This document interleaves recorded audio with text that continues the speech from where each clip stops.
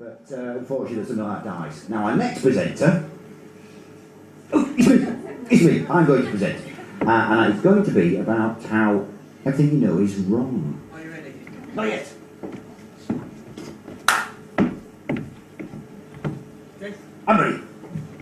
When medical students start their course, the lecturer often begins by telling them in 10 years' time, 50% of what they've learned on the course will be wrong. I can do better. In 5 minutes' time, everything you have learned in your life so far will be wrong. Let's start with the dawn of consciousness. We probably sat and watched the setting sun going down night after night and thought, you know, there must be thousands of those things over the horizon. Until one bright spark said, no, perhaps it's only one sun and it's going around the Earth, which is at the centre of everything. Well, it must be, mustn't it? Because the Earth doesn't move. And when you look up at the sky, everything else is moving around us. And by the way, it's a myth that anyone ever thought that the Earth was flat. Nobody was ever that ignorant. But then along came Copernicus, and through careful observation, he discovered that actually, no, the Earth revolves around the Sun, which meant that current theory had to be amended, which is how science is supposed to work. But in his day, there was one slight problem. The spreading of knowledge was very slow. This was largely due to the fact that most knowledge was contained in books, which were handmade and usually copied from other books. So if there was an error in an original book, it merely got duplicated. The invention of the printing press merely speeded this up. For example, the iron content of spinach was misreported when the typesetters put the decimal point in the wrong place. By the time the error was discovered, the information had escaped into modern folklore. And history is a lot like spinach in that people have a false idea about it.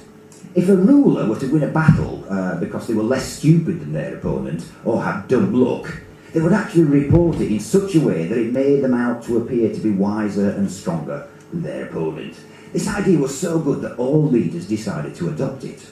But propaganda is not interested in expanding knowledge, only in influencing people with false information. And so trying to verify any fact is incredibly difficult. And that, of course, assumes that everyone involved is trying to report on the story as honestly and as objectively as possible. And as we know, some people don't give a toss about honesty and objectivity.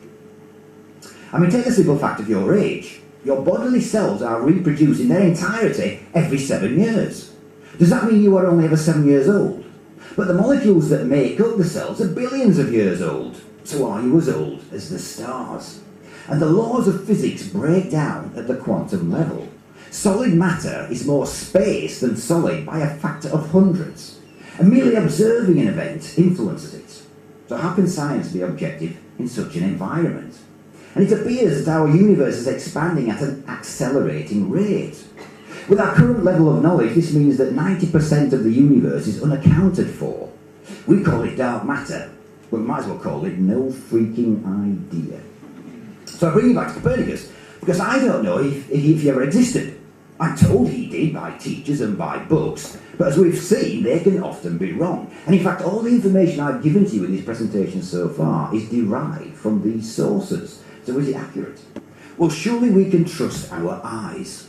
Look at the squares marked A and B. A is obviously darker than B. But our eyes make stuff up. Our vision has a blind spot which we don't see because our brain fills in the missing part of the scene. In reality, squares A and B are exactly the same colour. It's just the way we see patterns that fool us. And even as we're presented with the evidence, our eyes attempt to adjust for the illusion. So we can't rely on them. So what are we left with? Just ideas and philosophy? Probably. But that assumes that our brains are in charge.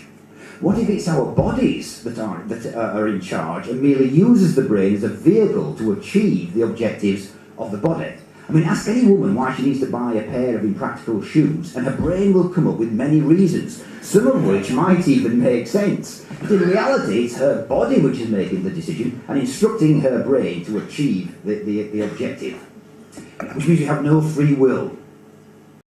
Some of you will see this woman spinning in a clockwise direction and others in an anti-clockwise one. Now, is that you deciding which way she's spinning, or is it just the materialistic way your neurons are put together, producing a predetermined result?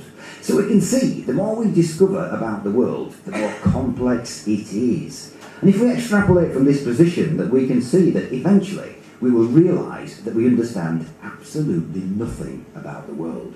Which paradoxically means the more intelligent you are, the more doubtful you are of your own reality.